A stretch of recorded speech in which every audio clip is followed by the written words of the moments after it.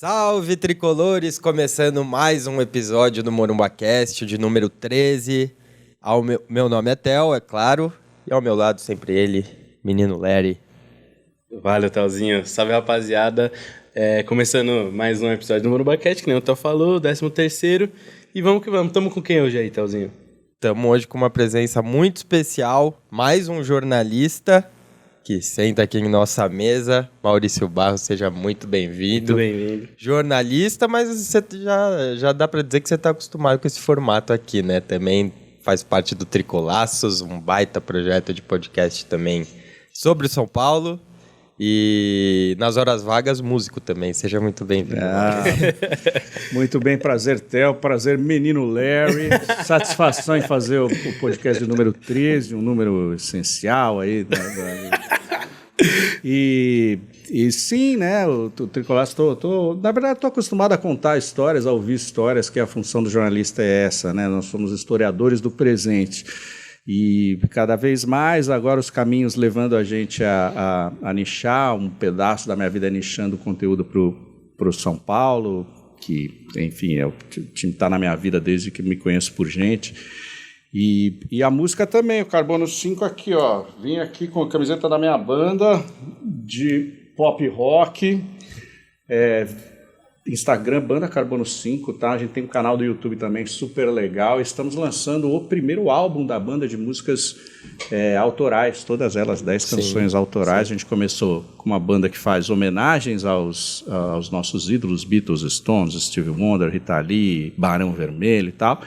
E daí começamos a compor também, e hoje chegamos a um número bacana de músicas e lançamos o primeiro álbum. E o vocalista da nossa banda é um jornalista também, 25 anos, apresentador, repórter do Globo Rural e grande São Paulino também, o Vico Iazzi. Prazer estar com vocês. Uma boa opção de convidado aqui pra gente. Pode trazer. E pra quem não sabe, falando também música, né? Você não é o nosso primeiro convidado que tem lá sua face musical. E o outro era o Magno, né? Que é narrador e não, coincidentemente, é parceiro do Maurício no canal 3Z, Três Zagueiros. Para quem não viu ainda, eles fazem transmissão. Bom, pode contar um pouco melhor, né? Mas... Três Zagueiros. Eu não conhecia o Magno, a gente se juntou para fazer esse projeto. É um grande narrador, um grande São Paulino, um grande vocalista da banda punk Rosa Tigre. Sim. E o canal 3Z de Três Zagueiros, porque Três Zagueiros foi o esquema tático que rendeu ao São Paulo tantas glórias aí nos anos 2000, né? Vamos ver se o Dorival experimenta Três Zagueiros. Agora está com uma leva boa de zagueiros, dá para fazer, dá para experimentar de novo. E eu e o Magno estamos sempre aí produzindo conteúdos voltados ao tricolor paulista, e a narração é muito legal, o pré-jogo é muito legal lá no 3Z, no Três Zagueiros. As pessoas que assistem os jogos como segunda tela com a gente não nos largam mais, porque é uma experiência diferente, tem paixão, mas a nossa matriz é sempre o jornalismo. Então a gente equilibra as coisas bem direitinho. Não estamos ali para dourar a pílula para ninguém, mas também não estamos ali para esconder que o 3Z tem um time ali em campo. Sim, a gente veio no Uber, a gente estava vindo para cá, a gente veio no Uber, ele palmeirense, mas ele falou que não gostava de treinador ofensivo, que gostava de jogador que jogava com 3 zagueiros, que gostava do Muricy, que jogava ali com 3 zagueiros, que gostava muito daquele time do São Paulo. E aí, coincidentemente, hoje... É um ótimo nome, né? E coincidentemente, hoje tem o representante de um canal. E ele deve estar feliz, então, esse motorista aí do Uber, porque o Abel começou a jogar com 3 zagueiros, a solução que ele encontrou, né? Que com o Luan ali jogando como terceiro zagueiro, jogando também hora como volante e tal, e o Palmeiras reencontrou o caminho, aí tá com uma das mãos na taça aí. E como você enxerga isso porque o jornalista em si, a figura jornalista em si mudou bastante, né, de uns tempos para cá, principalmente do esportivo, né, falando do esportivo, principalmente nessa parte de alguns estarem, revelando mais seus times, né? Se sentindo mais à vontade para apontar quais são seus times. Como que você enxerga isso? Você que eu acho que viveu também, né, uma fase anterior do jornalismo. Como você... Eu não era... eu não via com bons olhos escancaradamente você dizer que é de um time, porque o jornalismo ele precisa ser imparcial, precisa ser independente, né? Para ser independente ele tem que ser imparcial, ou o máximo de imparcialidade que é possível ter quando você é um ser humano e tem seus sentimentos e tal. Você escolhe o seu time muito antes de escolher a sua profissão, né? Então é impossível você não carregar isso. Mas eu não nunca alardeei isso. Eu dizia quando me perguntavam, e insistiam muito, daí eu dizia, né? Mas eu passei minha carreira toda até chegar a esse ponto de fundar o canal, na verdade. Né? Eu nunca fui associado ao São Paulo, até pelo contrário, as pessoas achavam que eu era santista, porque antes disso, no UOL, eu fui o âncora das lives que o UOL fez por um tempo, as lives temáticas dos times, e eu fui o âncora das lives do Santos Futebol Clube. E então até as pessoas achavam que eu fosse santista, porque eu desempenhava de fato um papel ali que era olhando sob o olhar do santista mesmo. E é o que eu adquiri ao longo do tempo, de vestir várias facetas como jornalista. E de uma maneira genuína, que é você se você mergulhar numa história. Eu nunca tive raiva, nem quando era moleque, de times rivais, não é esse o sentimento. E depois que eu comecei a trabalhar com futebol, mais distanciamento eu tive. Então eu tenho profunda admiração pelas histórias de todos os clubes e uma compreensão muito clara de que a existência de um depende da existência dos outros. Isso que é o grande barato. Então você vai... É impossível você discutir tentando menosprezar uma história de um rival, de um grande rival. Né? E eu sempre, pelo fato de já ter trabalhado, ter coberto, feito matérias desde que eu comecei cobrindo o Corinthians em jornal, eu aprendi a compreender o ouro de cada time e não tenho... Então, para mim é muito fácil entrar numa mesa, num podcast para falar do Santos, para falar do Corinthians, do Flamengo e tal, porque eu sou jornalista que ama o futebol e que aprendi a gostar por entender que é a coisa mais apaixonante e que mais consegue mobilizar a gente nesse mundo. Não tem nada que penetre a vida das pessoas como o futebol. Né? Você pode ser o maior fã de uma banda de rock, mas você não está interessado em saber como é que foi cada ensaio e exigindo que exista uma mídia ou várias mídias cobrindo cada ensaio daquele grupo. Né?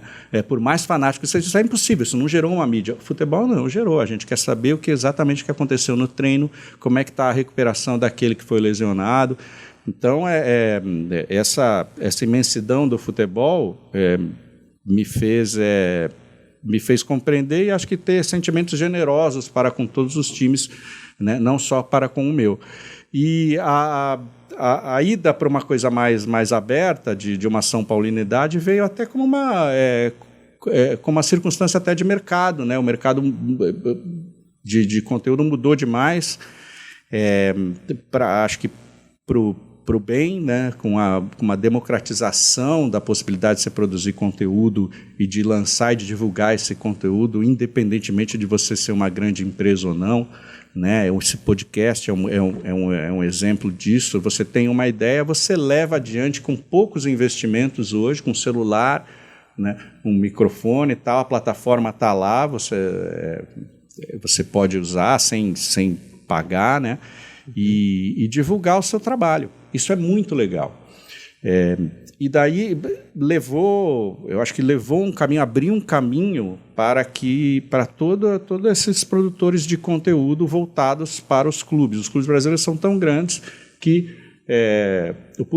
há público para sustentar isso. Há público para você fazer um podcast do Juventus, da Moca, né, do 15 de Piracicaba. Né? Cada vez mais, se você encontra o seu público, mesmo ele sendo um pouco menor, encontra a linguagem, tendo um grupo de pessoas que quer se relacionar ao redor de uma paixão em comum, você vai conseguir hoje produzir conteúdo para essas pessoas e, de repente, se viabilizar economicamente, vendendo lá, indo ao setor de comércio de Piracicaba, por exemplo, e achando patrocinadores que vão viabilizar isso, porque há um interesse. Então, isso é muito bonito, é muito legal. E daí me veio essa tranquilidade de fazer abertamente um conteúdo voltado para o meu clube do coração. Né? Então eu vejo isso como uma coisa natural, uma contingência. Eu já fui um pouco ressabiado porque eram outros tempos, mas naturalmente essa passagem foi, outros jornalistas, né, amigos, foram fazendo isso. Eu fui vendo que era uma coisa absolutamente natural e se eu mantiver os meus conceitos jornalísticos, meus pilares jornalísticos nos canais voltados a São Paulo, nos programas dos quais eu participo, isso, de alguma forma, vai contaminar o meu trabalho, por exemplo, no Band Esportes, como um apresentador, um comentarista que analisa e vê o futebol como um todo, não só sob o viés dos São Paulinos. Então, ter trilhado primeiro o caminho do jornalismo clássico para depois vir agora para o nichado, para mim me dá tranquilidade, né, de fazer o que eu faço sem problemas. E quando me perguntaram, você é São Paulino? Tá. Sou, mas pelo menos eu procuro manter isso. Acho que ninguém pode me acusar numa partida de ter um viés, de tentar distorcer fatos para que eu leve a uma conclusão em relação ao meu time. Eu procuro manter a minha análise do futebol e mesmo dos jogos do São Paulo aos conceitos de independência, de observação do que está acontecendo no jogo. Sim. Era até com... Eu ia fazer uma pergunta até com base nisso, assim. Você acha que essas pessoas que estão se formando agora, começando a entrar nesse jornalismo esportivo mesmo, que eles deveriam segurar um pouco, ter um pouco de respaldo, não respaldo, mas mostrar que são imparciais e depois mostrar o time, ou já ir falando o time que torce? O que você acha? Não tem, acho que uma regra, porque é uma grande porta de entrada, mas a gente não deve confundir conteúdo com conteúdo jornalístico, né? Tem muita gente fazendo conteúdo hoje em dia, mas pouca gente fazendo jornalismo. O conteúdo jornalístico é conteúdo feito com os pilares do jornalismo. Ou seja, para você dar uma notícia, ela tem que ter relevância para um grupo, você tem que apurar com várias fontes as razões daquela notícia, o que de fato está acontecendo, e daí você veicular. Muita gente não faz isso, muita gente simplesmente abre lá um canal para dar a sua opinião. A sua opinião para dar uma opinião, ela vai buscar fontes, entrevistar pessoas, ler livros, checar informações, né? Procurar ouvir o contraditório em relação àquela ideia que porventura ela possa ter, simplesmente solta. E isso é conteúdo, mas não é jornalismo, né? Isso é um problema também, porque as pessoas o consumidor, muitas vezes não faz essa diferenciação, né? São os problemas que vieram com essa democratização também dos meios de comunicação, das redes sociais, né, da veiculação tão fácil. Hoje você aperta dá dois cliques aqui, touches, e você compartilha algo, né, que você não sabe se aquilo é verdadeiro, né, mas toma como verdade tudo. Então é muito importante, a responsabilidade está muito nas pessoas, no consumidor, né, na audiência, de você acreditar ou não naquilo que chega até você, né? E o que chega até você como jornalismo é uma parcela pequena hoje do que chega como conteúdo, como fake news, como opinião, né? Montada. Fake news aparece muito, então, de futebol, então. Então é isso, esse cenário que a gente vive hoje. Existe, como eu falei, qualquer um pode abrir o seu próprio veículo hoje, né? Mas pouca gente vai fazer jornalismo, né? Vai veicular conteúdos que foram checados, que foram pensados com os pilares do jornalismo. E jornalismo custa caro, custa dinheiro, custa tempo, né? E tempo é dinheiro. Você investe, vou soltar essa notícia, ou vou soltar essa opinião, mas deixa eu me embasar um pouco melhor, deixa eu entrevistar não sei quantas pessoas, mas isso aqui me levantou um ponto que talvez eu preciso checar. Então, eu preciso de mais tempo antes de soltar esse meu vídeo. Isso, né? Aí você começa a entrar numa esfera do jornalismo e vai ter, quanto mais jornalístico e checado você for, mais credibilidade você vai ter no teu conteúdo.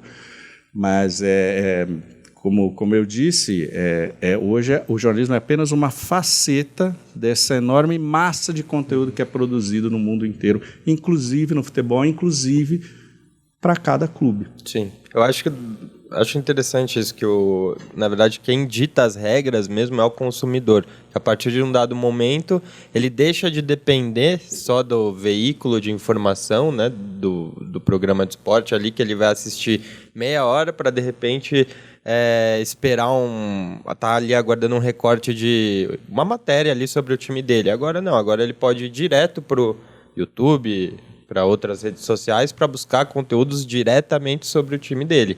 Então, eu acho que é realmente natural esse movimento, né? De uma parte dos jornalistas deixarem de fazer o jornalismo tradicional para fazer um conteúdo mais nichado e que não necessariamente tenha essa bagagem de apuração e informação que tem, né, qualquer produção jornalística. E você hoje está no Band Esportes, mas já passou por outros diversos veículos, né, da grande mídia. Eu te conheci particularmente dos Mesa Redonda da ESPN. Uhum. E queria te perguntar, assim, como foi o seu processo, assim, de evolução na sua carreira, né? Quando e onde você começou no jornalismo. E é isso. Bom, eu comecei ainda na faculdade num programa de variedades da TV Gazeta que chamava Mulheres em Desfile. Por acaso, por quê? Porque eu cresci no clube, né, no São Paulo. Eu sou ali da região, do Jardim Previdência, ali no Butantã, e nós ficamos sócios do clube. Eu sou o caçula da família. E então eu tinha 7 anos e nós começamos a frequentar o clube, era uma maravilha, comecei a jogar tal, e eu joguei 20 anos no clube, campeonato interno, e também vestindo essa camisa nos torneios, no circuito de torneios interclubes aqui de São Paulo, que envolve, enfim, Pinheiros, ABB, Paulistano, Indiano, IP, Sírio e tal. E assim foi. Então o futebol na minha vida sempre fez parte. Daí eu fiz jornalismo sempre pensando um pouco em esporte, mas a primeira metade da minha carreira como jornalista não foi com esporte. Então eu trabalhei nesse programa de variedades como redator, era um estágio e tal. Aliás, uma das apresentadoras, a Claudete Troiano, foi uma das pioneiras das mulheres no jornalismo esportivo. Uhum. Depois eu entrei no Notícias Populares. E fomos contemporâneos. Nós somos da mesma turma da PUC, o Arnaldo Ribeiro, o Eduardo Tironi, o Vic Yazzi, que canta na minha banda Carbono 5, que 25 anos de Globo Rural e tal. Foi uma turma muito profícua, né, de gente que seguiu no jornalismo. E daí nós fomos os três. Primeiro um professor nosso chamou, eles foram primeiro os dois, o Arnaldo e o Tironi, trabalhar no esporte, e eu daí me chamaram, só que eu fui trabalhar em polícia. Então eu já comecei como repórter de polícia ainda na faculdade. Foi um batismo de fogo, tal. Mas ali eu conheci a cidade inteira de São Paulo, cobri muitos crimes, e teve um período que eu cobri também, um mês ali que eu cobri o Corinthians. Tá? Aí dali eu fui para... Era um trabalho muito intenso, de muita carga também, né, emocional. Aí eu fui para a televisão trabalhar com ciência, programa da TV Globo chamado Globo Ciência, quando eu aprendi a fazer grandes reportagens de TV lá. Daí trilhei um caminho em televisão, em programas mais de jornalismo especial, que a gente ficava apurando durante um tempo, fazia um programa que era um mini documentário jornalístico, isso na TV Bandeirantes, depois no SBT, a gente criou lá o Globo Repórter do SBT, com uma equipe muito forte. Eu era um dos mais novos, mas já fazendo grandes reportagens assim na Amazônia, em Angola. Foi uma experiência incrível para mim. Daí eu me apaixonei por TV. Aí, depois de um tempo, eu voltei para a mídia impressa via Gazeta Mercantil, um jornal que já não existe mais, impressionante. Faliu, né? Era o jornal que era a referência para todos os presidentes de empresa, tal, faliu. E eu trabalhei na Gazeta Mercantil, trabalhei num caderno incrível de cultura.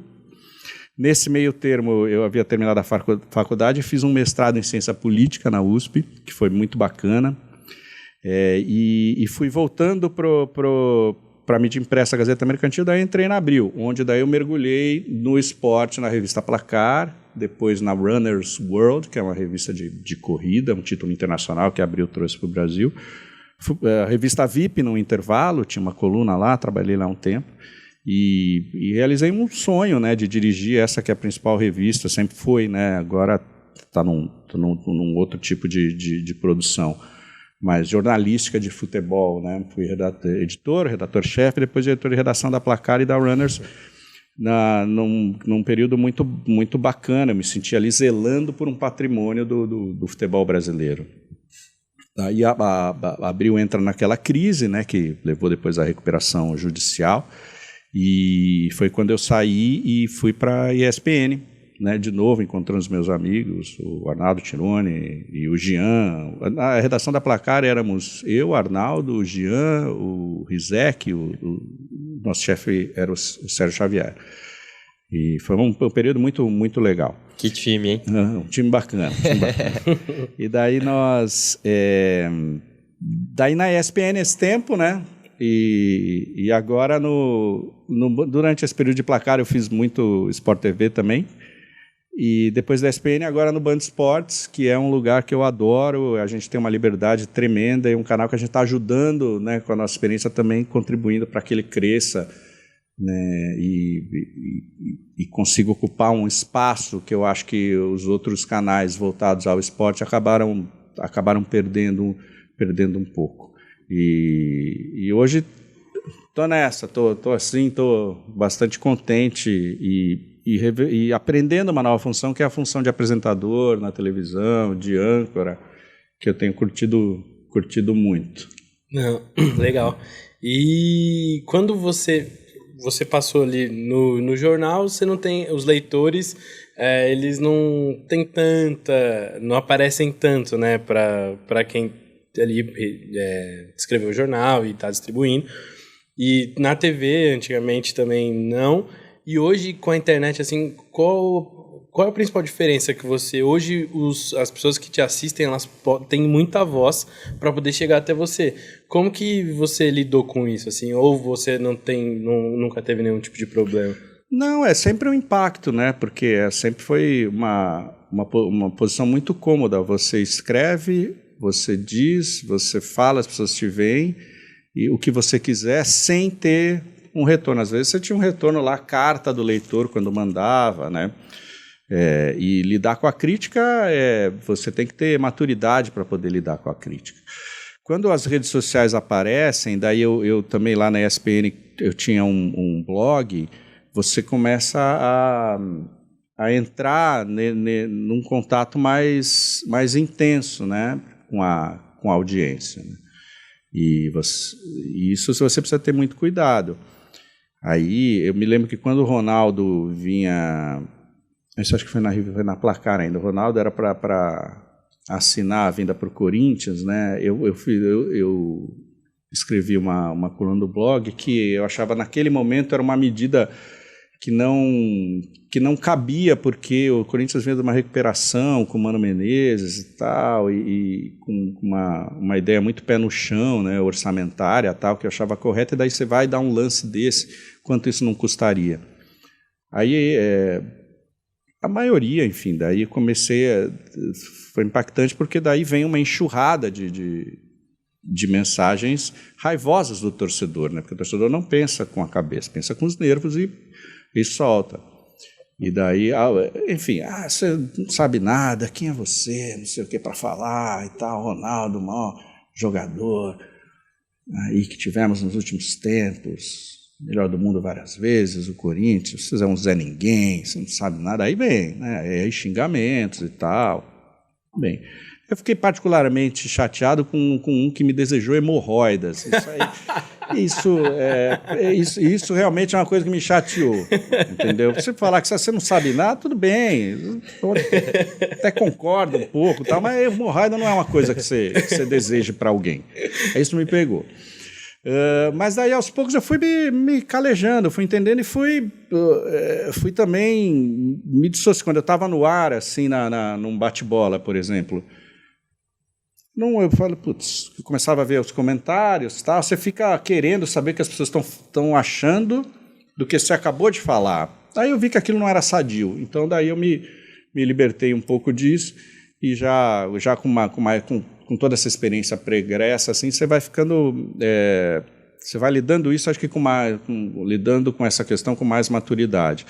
É bom para tirar o jornalista do seu pedestal. Parece que você é muito poder, você chegar e todo mundo te assistindo, você está na televisão e dar a sua opinião sobre um negócio, né? Dar um veredito, dizer qual que é a verdade. Isso é uma tentação, isso mexe com o ego, né? E você receber críticas, às vezes até correções de algo que você falou, né? Olha, quando você falou isso não aconteceu em 2000, aconteceu em 99.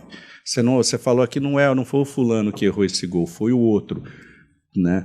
Você vai sempre achar alguém que possa saber mais sobre uma determinada coisa que você falou.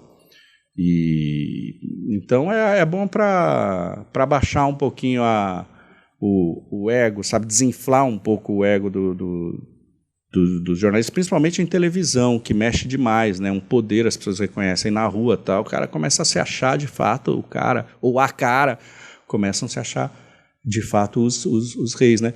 Mas não é todo mundo que lida bem com isso. E exige mais preparo, exige mais estudo, né? Você tem que fale coisas que realmente sejam importantes e você tenha certeza disso. E felizmente o mundo mudou também, você tem que se policiar em relação a todas as questões de gênero, raça, do que é politicamente incorreto, você tem que evitar, ou seja, tem que aprender, né, que o mundo mudou para melhor. E uma escorregada pode arruinar a tua carreira, uma palavra mal colocada hoje, né? E eu acho que isso baixou um pouquinho a bola de muito jornalista que se achava mais estrela do que a notícia. Sim, eu sempre que abre uma brecha para isso, eu acabo falando, porque duas coisas. Uma, eu tive que aprender não, mas entender, né, quando a gente fez uma entrevista com o Júlio Casares, e até o Vitor, que está aqui com a gente, ele até me ajudou bastante nisso, porque quando a gente chegou lá para entrevistar, a gente recebeu assim, pô, é um dia de festa, vocês vão ter a oportunidade de falar foi na final do campeonato interno lá, que a gente foi fazer umas imagens, falou, vocês vão ter um tempinho com ele, mas é um dia de festa, então não precisa criar polêmica e tal. E a gente tinha dois episódios lançados, e a gente foi lá e perguntou coisa simples, o que ele achava pro ano que vem e tal, foi o ano passado. E aí esse vídeo a gente tomou tanto xingo, falando que a gente... Chapa branca. Que tava passando pano, que a gente tinha que ter perguntado do salário atrasado, que a gente não sabia e tal. E aí eu lembro que eu não esperava esse tipo de comentário, assim, daí eu cheguei na casa deles e falei, mano, que isso aqui que tá acontecendo? Meio assim... Aí o próprio Theo, ele já é mais tranquilo, assim, eu sou mais emoção, assim. Emotivo. Ele já é mais tranquilo, ele falou, não, acontece, e não vai ser a primeira vez e tal, e aí o Vitor também ajudou. Mas eu fiquei alguns dias, tipo, eu abri ali e falava, não é possível, sabe? Tipo, não tinha... Teve uns 4, 5 dias que a gente teve que não teve um comentário que legal. Nada, assim. Foi só xingamento e eu falava, não tem uma pessoa que gostou, não é possível. E você chegou a responder, assim, vocês responderam? Não, o Theo ele falou, deixa os primeiros... Eu respondi um ou dois primeiros, só que aí depois começou É porque não para. Daí. Aí eu falei, tá. Porque foi assim, foi um comentário... Aí eu respondi, acho que um mais ponderado, que falou, gente, os meninos estão começando aí também, né? Tem que entender o canal, é o tempo que eles tinham e tal. Sim. Aí eu fui lá, agradeci, falei, obrigado. Foi, exato. E a gente, tipo, em uma entrevista, a gente eu não tinha tido esse contato com o público ainda, porque a gente não tinha audiência direito e tal. E aí eu levei um choque. E outra coisa que esse tipo de fala que você teve abrir um espaço aqui legal para falar é esse lance de que quando a gente foi abrir o podcast, a gente quer que isso aqui seja o espaço para todo mundo. Quer que seja espaço para quem se sentir à vontade para assistir, para vir aqui, a gente não quer... Tanto que sempre que a gente faz as lives comentando dos jogos e tal, sempre não tem muito... tirando uma live que a gente fez recentemente, que eu tava meio puto, mas não tem esse lance de xingar diretamente o jogador, de desejar que ele... sei lá, o que acontece muito por aí. Só o Gabi Neves, às vezes, você. Não, mas eu xingo o jogador Gabriel Neves. Não a pessoa Gabriel Neves. A pessoa Gabriel Neves nem tá, mas o jogador me incomoda. Mas é sempre assim, sempre trazer pessoas que tenham esse tipo de pensamento. A gente teve a oportunidade, não vou falar, né, mas a gente teve a oportunidade até de trazer gente. Falou, não, por que você não traz tal pessoa? Não quero, eu não quero. Então também não, a gente não quer que essa pessoa sente aqui na nossa frente, sabe? Não quer que a gente não quer um episódio com esse tipo de postura. Então é bom você falar isso, é bom falar de tomar cuidado com o politicamente correto, de saber que o mundo mudou para melhor e saber lidar com essas coisas, porque é muito importante. Você estando no YouTube, na TV, no Twitter, em qualquer lugar que você tem voz, é muito importante você saber o que você está falando para não acabar ferindo pessoas que não estão nem aqui, nem... Sabe? É bom ter esse cuidado. Então, eu gosto de abrir esse parênteses sempre que alguém fala alguma coisa assim, eu gosto de tocar nisso, porque eu acho muito importante sempre pontuar. Mas, para uma parada mais leve, vocês... Como que é um dia... Você falou, a gente antes de começar estava falando de transmissão, como que é um dia de transmissão no Morumbi, assim? Vocês vão pro Morumbi transmitir desde o começo. Como que rola, assim, até vocês levarem tudo pro estádio? Como é que funciona? Bom, a nossa transmissão é de uma operação simples, né? Que é a transmissão em React, nós não temos os direitos, então a câmera fica na gente. Jogos da Conmebol não pode nem isso, né? Nenhum tipo de imagem fazer, então... Muitas vezes a gente prefere até fazer no estúdio, até agora. Na Libertadores, não, a gente vai querer ir no estádio. Mas, como a operação é simples, nós somos 3.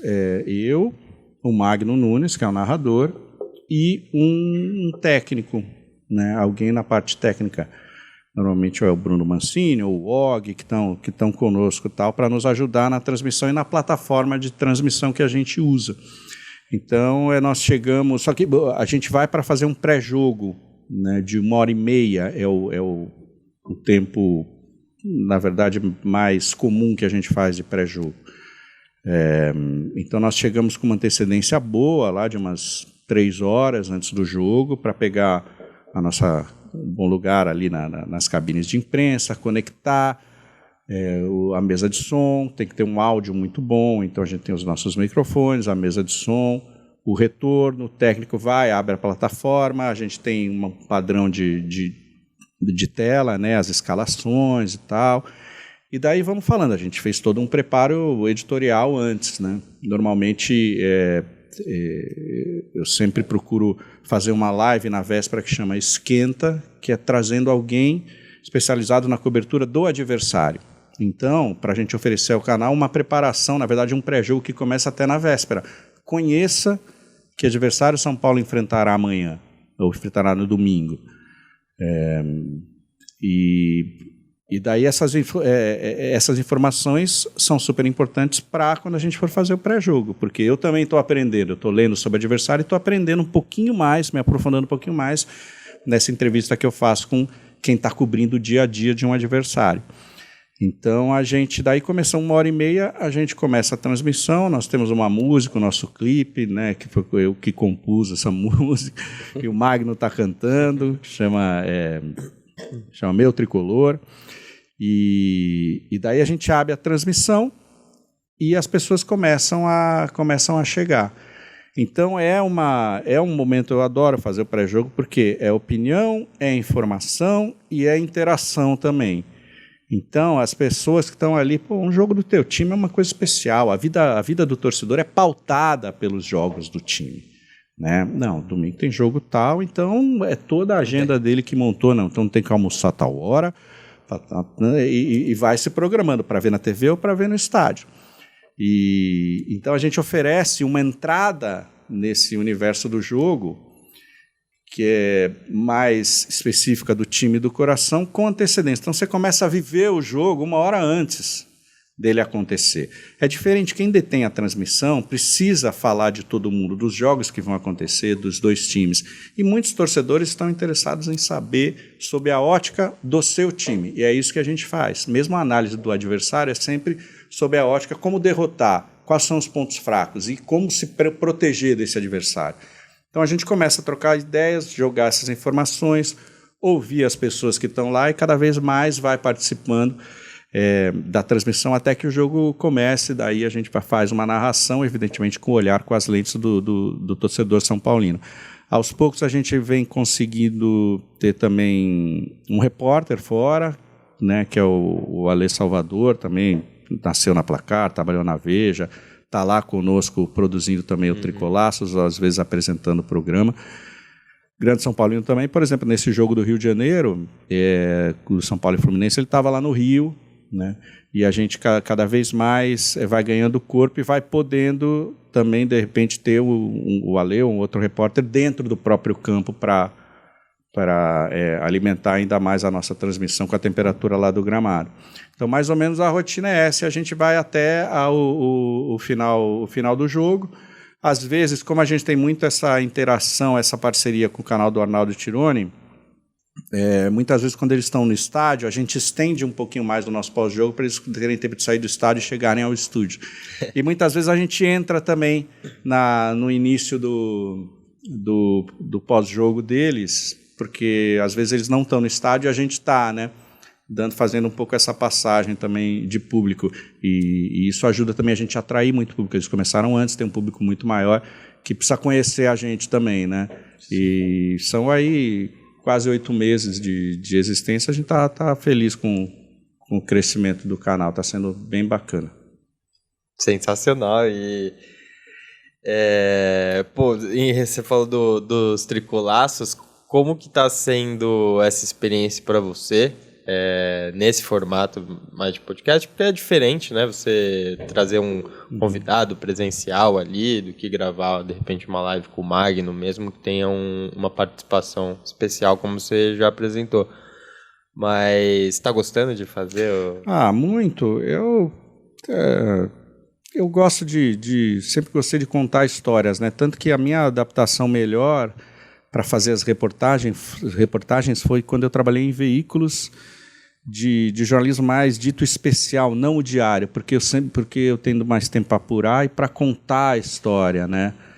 Tanto que o trabalho em revista, uma revista mensal, quer dizer, o tempo para você se aprofundar no assunto, trabalhar o teu texto ou trabalhar o teu vídeo, né? Isso sempre me atraiu. Então, contar histórias de maneira mais profunda, para mim, é uma delícia. E agora estou contando histórias do meu time do coração com pessoas que compartilham essa paixão e que das mais diferentes formações, né? Então, a gente recebe grandes ídolos, né? Luiz Fabiano, Careca, né? Careca é o melhor jogador que eu vi jogar no São Paulo. É meu grande ídolo. E ter o Careca lá sentado com a gente foi uma coisa que todos nós ficamos muito emocionados, e é de uma simplicidade. O Careca é meio igual o Zico nisso, sabe? Uhum. O cara é tão grande então ele tem uma segurança para ser humilde, e que emoção. Então conversar, lembrar das coisas e falar do time atual também, porque o Careca é um grande São Paulino, né? Luiz Fabiano, né, que o Arnaldo também, nós fizemos várias capas da Placar com ele jogando e tal. Então a gente acaba reencontrando, né, Muricy, mas também, por exemplo, o Lucas Silvestre, o filho do Dorival, foi a gente alterna uma transmissão entre o canal Arnaldo Tironi e o nosso canal do 3E. Foi a nossa que de maior audiência foi o Lucas Silvestre. Mais do que o Careca, e acho que pouco menos que o Luiz Fabiano, porque foi a estreia, né? Sim. O Luiz Fabiano é muito, muito pop, né? Sim. Mas o Lucas Silvestre surpreendeu demais. Foi logo após o título, né, da Copa do Brasil. E foi incrível, porque foi uma grande sacada, e muitas vezes você consegue informações com aquela pessoa que está ao lado, não com o grande líder, né? Isso é um exercício de fonte mesmo, né? Às vezes, muitos grandes perfis foram feitos muito mais com a informação de quem transita ao redor do que exatamente da entrevista com aquela grande figura. Tá? E o Lucas, puxa, foi sensacional. E é alguém que está trabalhando na comissão técnica e não é o principal, mas ele estava muito feliz, ele estava ansioso, né, porque ele não costuma dar entrevista, e acabou indo, uma das primeiras que ele deu, e a gente deixou, e ele ficou muito à vontade para contar. Né? Então a gente ali tem um ambiente que a ideia não é ser uma entrevista clássica, mas é uma conversa entre nós, que temos uma história dentro como São Paulinos, evidentemente, desde que a gente nasceu, e depois como pessoas de comunicação trabalhando com futebol e cobrindo o São Paulo agora especificamente. Trazendo um convidado que tem uma história especial, uma relação especial com o clube, com o time, então a gente vai conversar sobre isso. Até as pessoas às vezes falam, pô, não deixa o cara falar. Não, deixamos que ele fale. Mas não é uma entrevista clássica. Às vezes a gente tem história para contar de alguma coisa que surgiu e nós vamos contar. Sim. Né? A ideia é que quando às vezes a gente ou não der certo, porque pode acontecer de um convidado ter algum problema tal, que os 5 do Tricolaço, que somos eu, Magno, Arnaldo, Tironi e o Alê, que a gente sente e a gente faça o programa, certo? Independentemente do convidado. Mas sempre a gente quer trazer um convidado porque vai colorir e vai trazer histórias novas. Tal. E o Lucas foi sensacional, um grande cara, um grande estudioso, uma simpatia, um cara super inteligente que contou grandes histórias sobre esse título. Assistam se você não assistiu. Tem grandes bastidores ali desse São Paulo campeão da Copa do Brasil, dessa curta era de toda a comissão técnica, desde o aceite, desde o sim, né, do Dorival, que foi lá em Florianópolis e tal, na visita do Belmonte e do Casares. Então, para mim, é um grande prazer. O Cássio Gabos Mendes, né, um ator que eu acostumei a ver nas novelas desde que ele começou, né? Eu, adolescente, vendo o Cássio, uma estrela, até hoje ele está nas novelas, então a presença de um cara desse na vida das pessoas é muito forte. E ver ele com a camisa do São Paulo, conversando e falando como um São Paulino, foi muito legal, Então, estou adorando, é muito bacana e permite... Se eu fosse tentar viabilizar isso numa das televisões onde eu trabalhei, mas ia ser muito difícil, muito difícil. Porque é o orçamento, então precisa vender no mercado. Vai precisar fazer do mas e o elenco? Do E hoje a gente arruma um parceiro como vocês têm aqui, né, a produtora, a Palmetry, né? Isso. A Palmetry, nós temos a experiência, nos recebeu de braços abertos, montou super legais, e não teve essa coisa de muita produção. Leva os elementos, o cenário está aqui, vamos lá, vamos fazer? Está valendo. Em uma semana, o Fabrício Ramos, que é o fundador, o dono da produtora, e o Chico Vargas, que era da ESPN também, que está lá, eles falaram, não, vamos fazer. Em uma semana, o programa estava no ar. Isso que é muito legal. Sim. Hoje, dessa democratização dos meios e da realização. É muito legal. Eu tive projetos na ESPN que empacaram por aqueles caminhos burocráticos, por gente que não fazia a coisa andar, que era o Sonzeira, que a gente foi viabilizar depois como podcast, que é a esquina do futebol e do rock and roll. Está no ar até hoje, no Spotify. A gente fez pouco mais de 50 episódios, mostrando todas as relações da música pop e rock com o futebol, sabe? E executando músicas, porque a gente tinha, além de mim, mais 2 pessoas no podcast que tocavam também. Então foi uma delícia. Se eu quisesse, eu tentei viabilizar isso na ESPN. Fizemos um piloto com uma produtora super bacana fora, levamos e mesmo assim não saiu do papel, porque trava na teia burocrática de uma grande empresa de mídia e nas pessoas. As pessoas que às vezes colocam os obstáculos e não realizam uma coisa. Maioria das vezes. Não, e muitos desses convidados poderiam não querer, porque falar, não, tem que ir lá... É um canal que está começando, que audiência é essa? Cara, nosso Tricolaço tem 60 mil, 70 mil visualizações e vai crescendo e tal. E assim a gente vai ganhando corpo. E você lembra hoje, lógico, você está em mais de um projeto vinculado ao São Paulo, mas você lembra a primeira vez que você esteve em contato com São Paulo profissionalmente? Vou te dar um exemplo. Eu nunca vou esquecer a primeira vez, como estagiário da Gazeta também, que eu fui cobrir um treino em loco lá, na época era o Aguirre, o técnico. E nunca vou esquecer, porque assim, eu nunca tinha entrado no CT de São Paulo, aquilo foi realmente a realização de um sonho. E foi engraçado, até porque no momento ali você está com o olho brilhando, mas você não pode, você tem que se resguardar, né? Porque tem que meio que mostrar que você sabe o que você está fazendo ali e tal. Mas foi uma experiência inesquecível e queria saber se você lembra ou tem algum episódio marcante assim que você, cara, nossa. Eu acho que tem o do Tele, né? Eu estava começando ainda na faculdade e eu fiz algumas entrevistas, né, com os jogadores, de cobrir um pouco o dia a dia do São Paulo por pouco tempo, mas quando eu fui para a televisão, para o SBT, eu lembro que eu fiz uma entrevista exclusiva com o Tele, que éramos nós dois sentados bem cedo, quando ele... o contato era direto, o Tele, posso dar uma entrevista para mim, não tinha assessoria de imprensa, tal, a gente entrava no campo de treino, os caras treinando e a gente do lado de fora, a bola sobrava, a gente chutava de volta, tentava chutar com algum estilo, né, de volta a bola para os caras, era assim, daí eles saíam, você chegava, imagina hoje em dia. Mas aí marquei com o Tele, ele falou, chega aqui na terça-feira às 7 da manhã. E a gente fala, antes do treino. Então nós colocamos 2 cadeirinhas, as 2 câmeras, e nós sentamos, e daí foi uma maravilha, porque foi um papo com uma lenda do futebol, eu moleque, com aquela reverência, aquele respeito, mas eu tinha minha pauta e tinha perguntas, que algumas perguntas não eram agradáveis. E ele respondeu tudo com o maior respeito, conversando, e eu via o prazer que ele tinha em falar sobre futebol, mesmo com um moleque que estava começando na profissão, sabe?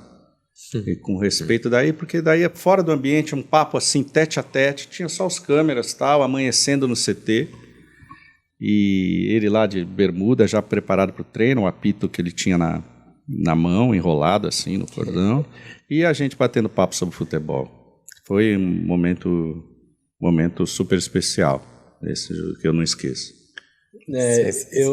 Eu ainda não tive, por exemplo, meu marido, Léo Rogério Ceni, eu ainda nunca nem passei perto dele, mas eu tive uma experiência aqui, inclusive, a gente foi gravar com o Leandro Guerreiro, e aí eu saí de casa já, Leandro Guerreiro e tal, jogou, né, já vem com uma responsabilidade diferente. Aí a hora que eu encontrei com ele assim, eu estendi a mão a ele, prazer, Leandro. Aí eu falei, prazer né, eu que tenho que falar quem eu sou, não você. E aí eu já fiquei leve também, ele sentou aí, a gente fez o episódio, mas eu me senti mais pressionado do que quando a gente foi entrevistar o Casares, porque eu acho que como a gente tava num momento meio... eu nem tinha a menor noção de... Não, a gente foi com a camiseta de São Paulo e tal, mas eu fui de bermuda. Tava normal, assim. E aí ele passou, e o cara falou, não, vem aqui, vocês vão falar com o Casares. Aí eu falei, putz, o que eu vou perguntar? Mas não foi, mas foi mais tranquilo. Com o Leandro eu tava mais tenso. Eu sentei aqui meio tenso, que eu falei, puta, o cara jogou, né, campeão e tal. Mas ele foi super gente boa e ainda tratou a gente muito bem, convidou a gente pro camarote dele lá, depois quase não deixou a gente ir embora. Saímos de lá, o jogo era 11 da manhã, a gente saiu de lá umas 3h30, quase 4 horas. Foi bom, assim. Mas acho que quando eu encontrar o Rogério, eu vou dar uma desmaiada, não vai ter jeito. ele vai desmaiar com o Luiz Fabiano, ele é doido no Luiz Fabiano. Adoro o Luiz, adoro o Rogério, seriam duas figuras que me fariam arrepiar, assim. O Careca foi o que te deu mais... que você já quebrou, arrancou as portas. É que eu já tinha encontrado o Careca em outras oportunidades, era uma bola de prata lá na ESPN, ele foi entregar e tal. E é que não é uma emoção de ver... Não que você fique desconcertado e intimidado, é uma emoção de ver, cara...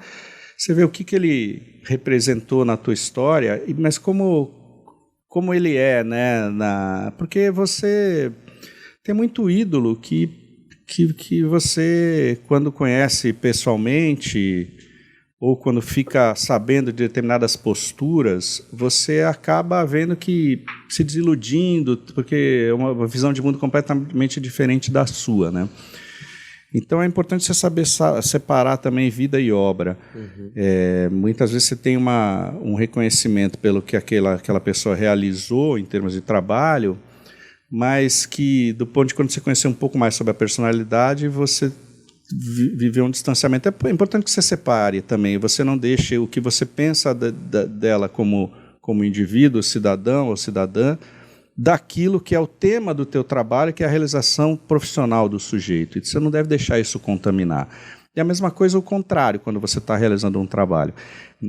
No caso do Careca, é uma constatação e uma emoção de falar, poxa, que grande cara que realizou tudo que realizou e é uma pessoa absolutamente humilde. O Zico é assim também, eu repito. O Zico foi na Copa de 86, Copa de 2006 na Alemanha, ele treinava o Japão. Eu fui cobrir uns dias o Japão, e a maneira como ele falava com os jogadores, com a imprensa japonesa, super reverência, né? Ela é uma imprensa que os jornalistas japoneses guardam uma distância e não... As perguntas são sempre básicas. A gente está acostumado... Eu fui criado num jornalismo que a gente... que a pergunta tem que incomodar. Você tem que ter ali entre as perguntas coisas que são incômodas, né? E o Zico, enfim, daí me atendeu com uma simpatia normal, falando, não tem nada, não se veste da história dele. O Careca é assim também. O Careca foi o parceiro do Maradona, né, gente? Eu até brinco. Eu brinquei com ele. Eu sei, Careca, o Napoli queria te contratar e você não queria sair do São Paulo, né? Daí ele precisava de uma isca, né?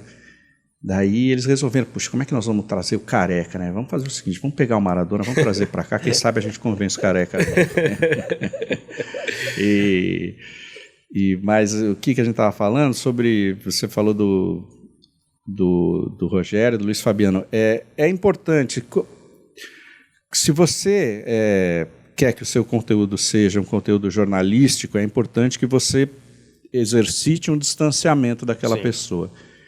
E procure coisas que jornalisticamente podem ser importantes e para questionar, se você estiver fazendo conteúdo jornalístico, entendeu? Se não, tudo bem. Vamos supor, você quer fazer um programa jornalístico com o Anthony. O Anthony vai te dar uma entrevista. Você, com um pouquinho de cabeça de jornalista, você tem que perguntar sobre o episódio de agressão dele e acusação com a namorada, né?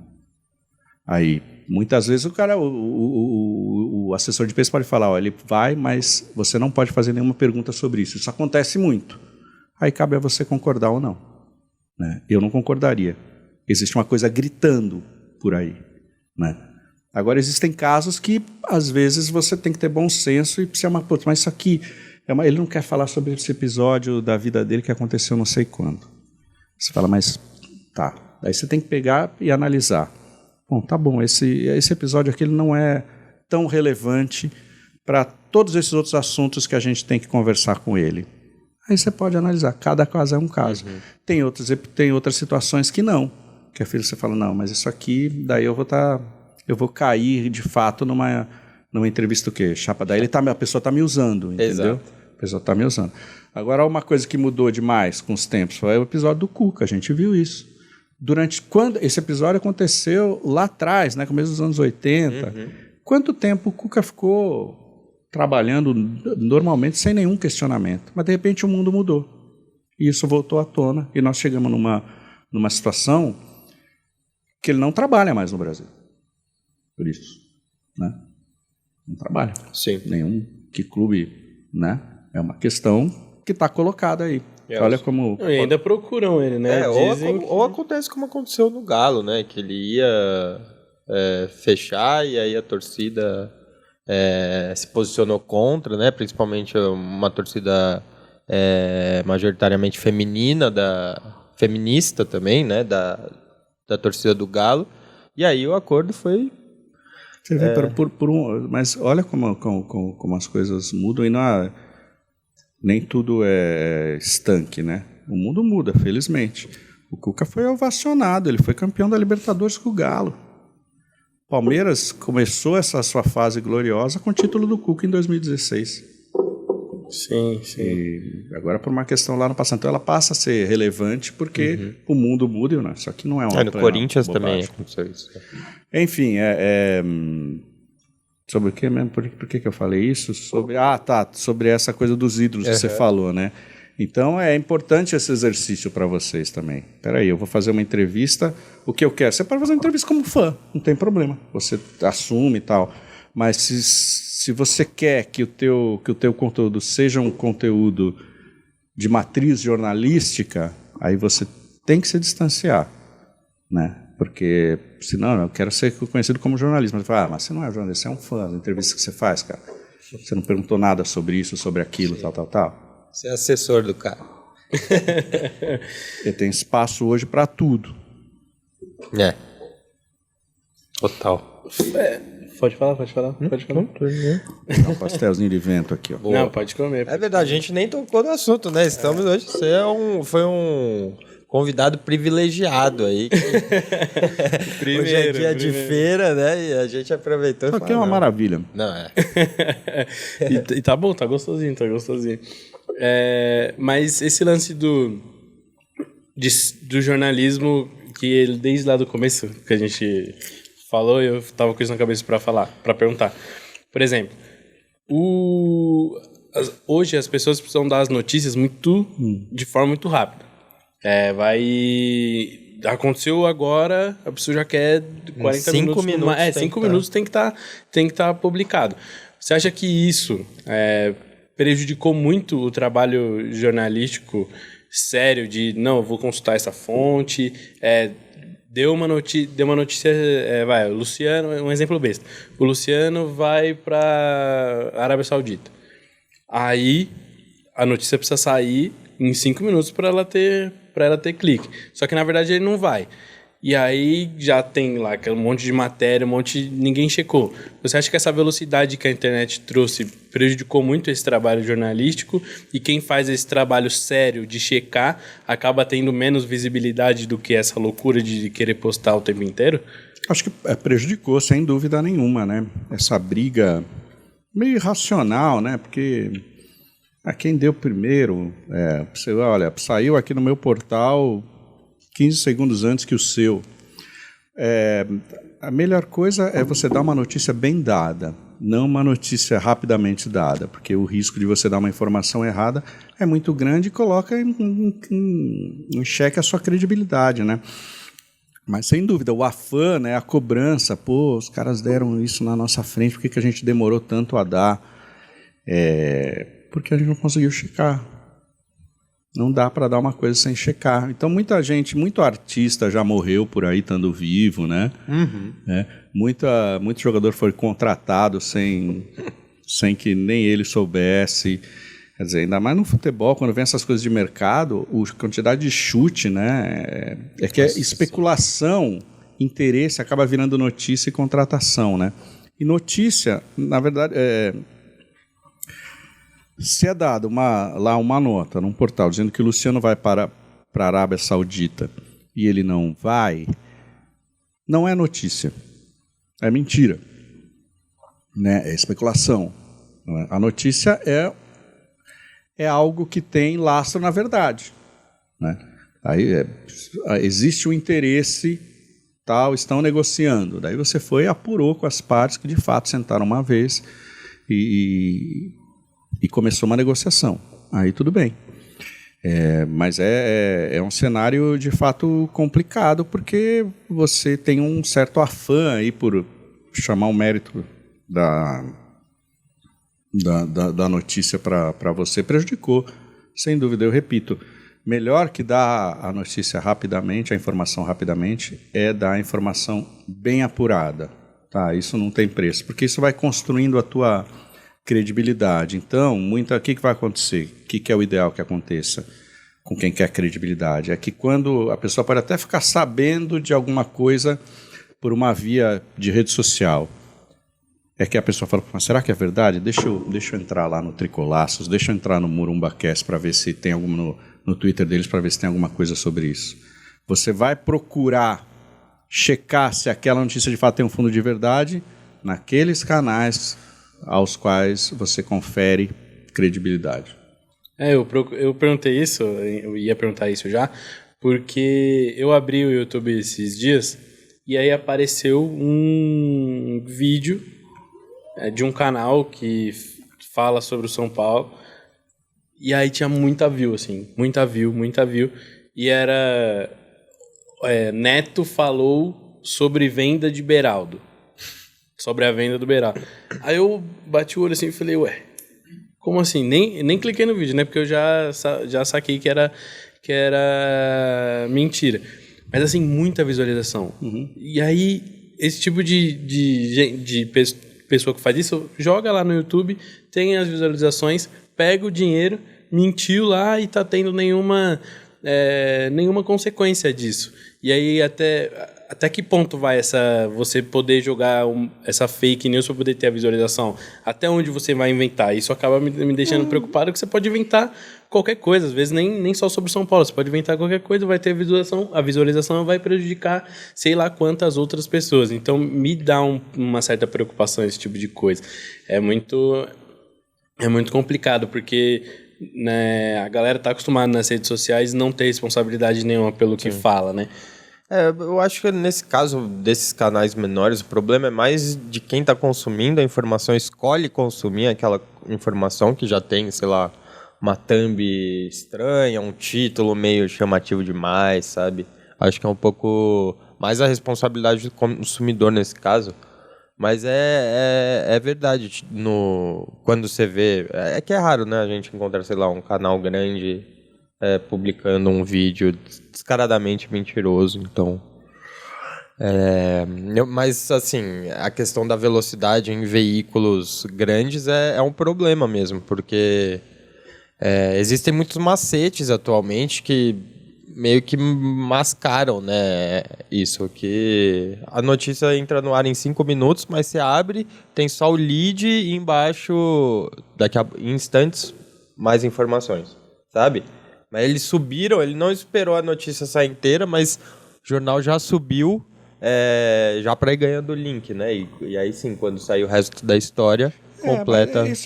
Eu nem acho isso um grande problema, porque a internet permite que você vá... A televisão também é assim, que você vai alimentando e construindo isso ao longo do tempo. Você não pode publicar mentira. Então, por exemplo, erupção do vulcão não sei aonde. Né? Sim, nesses casos. Você não sabe mais nada, mas sabe que teve a erupção do vulcão. Isso conseguiu ser checado. Aí eu não vejo daí problema de você soltar primeiro o que aconteceu e dizer, estamos apurando para trazer mais informações sobre isso. Uhum. Né? Não foi mentira e também não foi o afã, mas sim a necessidade de que é algo muito impactante e que você tem que, por exemplo, a morte de alguma pessoa muito, muito importante, celebridade. Às vezes a pessoa, você checou que houve a morte, né? E você está apurando quais foram as circunstâncias. Sim. Daí eu acho que é um pouco do jogo. Isso, na televisão sim, total. você faria isso também. Você está no Globo News, Band News e tal, você está lá no ar dando uma notícia qualquer de economia e tal, daí olha, aconteceu isso aqui, ó, morreu, algum ator, não sei o quê. Aí se dá na hora, olha, agora uma notícia triste, aconteceu isso, daqui a pouco a gente volta com mais informações. Sim, total. Não, concordo. É só alguns casos mesmo que às vezes não vale a pena. Eu acho que acontece mesmo assim, que a notícia não é tão relevante quanto um vulcão em erupção. Mas enfim, mudando um pouco de assunto, a gente falou um pouco dessa importância hoje do senso comum, né, e da voz do torcedor afetar diretamente em escolhas e decisões dos clubes, como foi no caso do Cuca. E trazendo um pouco para a ótica do São Paulo, assim, que hoje tem, né, na torcida um grande pilar dos resultados que o time vem conquistando em campo. Você não acha que isso escancara cada vez mais a necessidade de São Paulo se abrir politicamente à torcida, a eleições mais diretas e, é claro, né, acabar um pouco com esse modelo tão antiquado que a gente tem na política do clube, né? Eu acho que quanto mais participação de São Paulinos, melhor, né? O futebol tem essa particularidade de ter uma faceta, por sua natureza ser algo público, mas que na sua organização é algo privado, né? Mas ele é tão importante, né, na vida das pessoas que ele tem um caráter público, o futebol, né, que é indissociável. Mas não é simples, vamos abrir para a torcida eleger. Não é simples. Você tem, primeiro, é uma associação, é um clube, né? Então você tem toda a parte social e você tem o futebol. Talvez fosse importante chegar a uma separação formal mesmo, né? Porque o clube social tem uma série de interesses que não tem nada a ver com futebol, é a qualidade das piscinas, é a quadra de tênis, é a bocha. Eu falo isso que eu fui sócio, ainda sou, né, mas eu não frequento mais. Sócio do São Paulo, que é um clube que melhorou muito, já era bom na minha época, eu adorava, tal, agora então está muito mais legal. E o futebol é outra coisa. E o clube, ele admite todas as torcidas, né? Eu me lembro, eu jogava lá no clube, tinha amigo palmeirense, corintiano, todo mundo frequentando. Que mora perto e quer frequentar um clube, né? E na minha época não tinha esse negócio de você não poder entrar com camisa de outros times no clube. Muito mais civilizado, né? Não tinha, não. A gente jogava bola lá na quadra, rachão de sábado, cada um com a camisa do seu time, não tinha nenhum problema. Hoje eu acho que não pode mais. Sabe? Bom, mas fechando o parênteses, daí como é que você tem aí a participação dos associados, né, que elegem os conselheiros, daí você tem lá as chapas. Existe um processo lá de eleição indireta hoje, né? E outros conselheiros podem montar chapas tal, e fazer a candidatura política, enfim, política. Como é que você abre para a participação da torcida? São a terceira maior torcida desse país. Como é que você volta e comprova? Como é que você comprova que alguém é São Paulino? Sim. Hein? Não, total. Não, ainda tenho aqui, obrigado. Como é que você prova isso? Não existe um documento, no poupa-tempo você vai e tirou essa carteirinha de São Paulino, não pode tirar mais nada. Até para sócio-torcedor, né? Até para sócio-torcedor. Não há garantia. Né? E eu não sei, é uma coisa difícil de resolver. Será que Mas já é um filtro, né, o sócio-torcedor, porque tem ali o investimento que o sujeito faz e tal. Então, de fato, eu não sei. O que eu acho... Primeiro, eu não gostei dessa manobra de reeleição, que parece aquela do Fernando Henrique. Você vai, manobra para a reeleição e você pode se candidatar na tua reeleição. Acho que tem uma questão ética aí que o Casares responde. Ele é muito bom, né, oralmente, verbalmente. Responde, olha, a reeleição é uma... E eu acho que a reeleição é uma coisa bacana. Você tem o direito de dar mais um mandato se você aprova aquela gestão.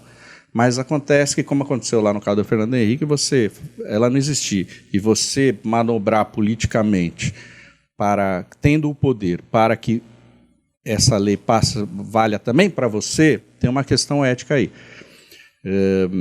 Mas, voltando, eu não tenho a solução para isso. Como é que você abre para maior participação dos torcedores na política do futebol? Porque na política do clube social, tem que ser os associados, né?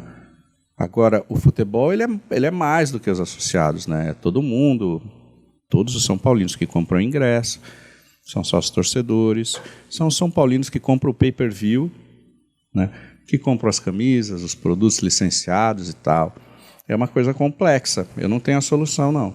É bem difícil pensar nisso. Se eu não me engano, o Santos, ele é sócio-torcedor comum, vota também na presidência, não vota? Cara, eu precisaria checar. Eu não tenho pleno conhecimento para afirmar isso. Eu não tenho tanta certeza, mas acho que não são só...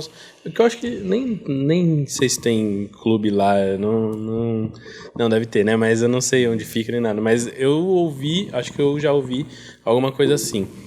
Mas o que também é diferente, né? Porque a torcida é muito menor. Se caso for desse jeito, a torcida é muito menor. Mas como é que você se protege? Sócio torcedor. Sócio torcedor, qualquer um pode ir lá e comprar, como você falou, Theo. Aí, de repente, eu tenho lá um candidato, que é um milionário, né? E que começa a pagar a título de sócio torcedor para todos os funcionários de suas empresas para poderem votar nele. Sim. Se abriu para manipulação. Vê como é complexo. Não, é bem difícil. Eu não sou contra. Cara, quanto mais democrático e mais gente participar, melhor. Os novos eu não problemas. tenho aqui o modelo.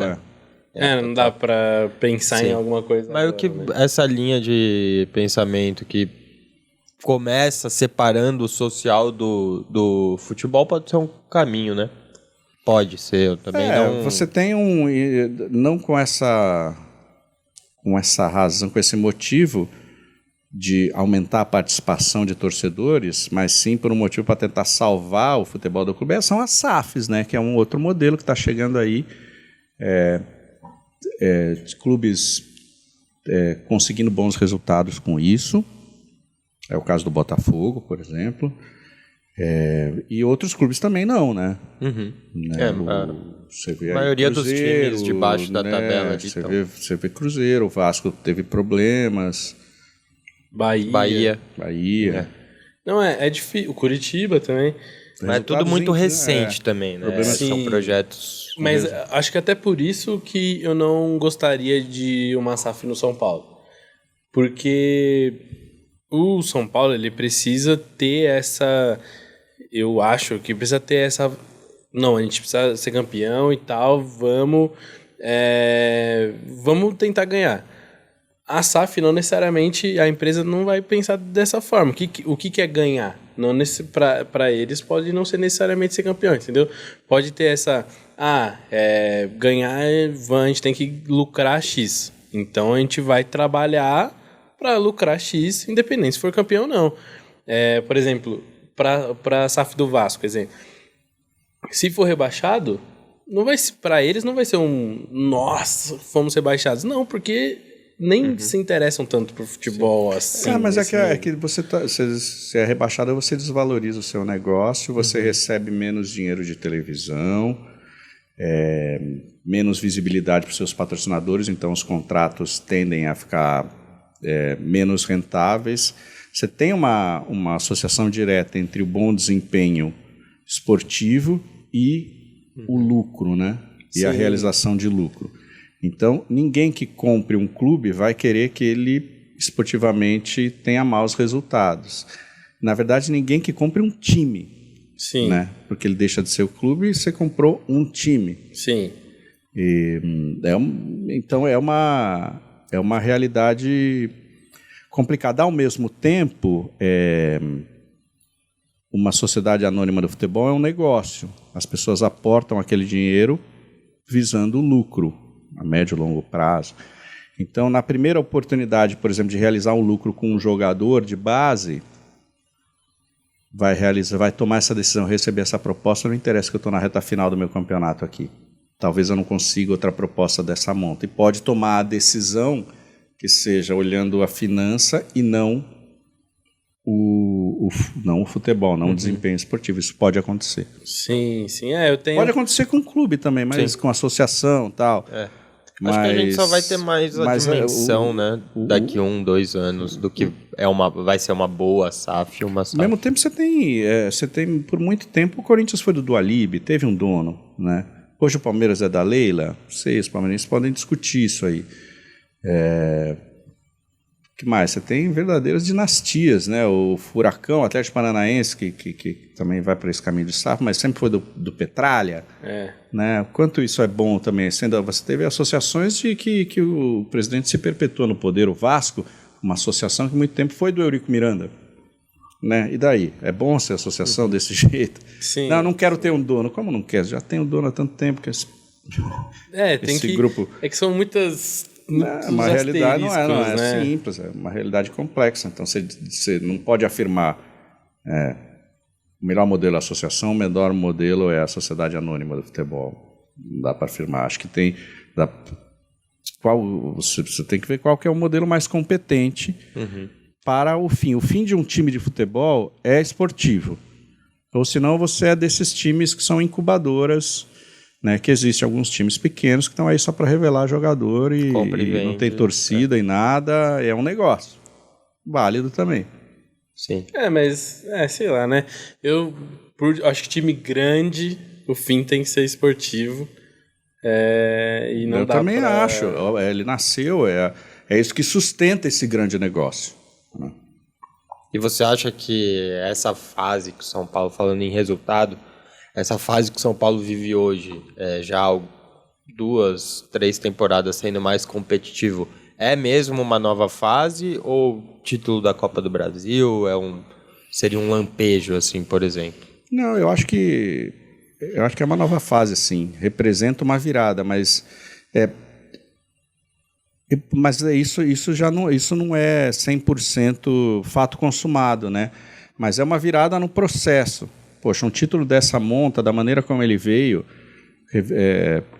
eliminando seus rivais, né? Palmeiras, Corinthians, Flamengo, tem muita força. Muita força. Para uma geração de adolescentes que não viram o São Paulo ganhar um grande título, isso teve muito valor, muito valor. Então, São Paulo se recolocou como um protagonista no cenário nacional. E agora vai tentar também recuperar seu protagonismo no cenário internacional. Então, isso traz a premiação da Copa do Brasil, que é fantástica, traz possibilidade de renovação ou novos patrocínios em valores bem maiores. Tem essa negociação aí com a New Balance, né, que já, segundo o Casares, já falou sobre isso. Nós não queremos ser mais nós queremos ser o principal ativo dessa marca no Brasil, por isso que trocou a Adidas pela New Balance. Há uma negociação em curso para a troca do patrocínio principal da Bet, né? Até com uma possibilidade de vir uma nova empresa de apostas que vai pagar a multa da atual, que acho que pelo menos o que eu li foi algo como 30 milhões de reais, enfim, só de multa para poder fazer um novo contrato com São Paulo que vai ser em bases maiores. Então você tem aí um título, né, que teve um risco, né, que foi a contratação de Lucas e Rames, o Lucas que foi decisivo para esse título, que foi um risco em prol da esportividade, né, em prol do resultado que precisava acontecer. Deu certo, isso é mérito. Arriscou e deu certo, você tem que reconhecer, né? Quantas vezes deu errado, né, nos últimos 10 anos? Muitas vezes, né?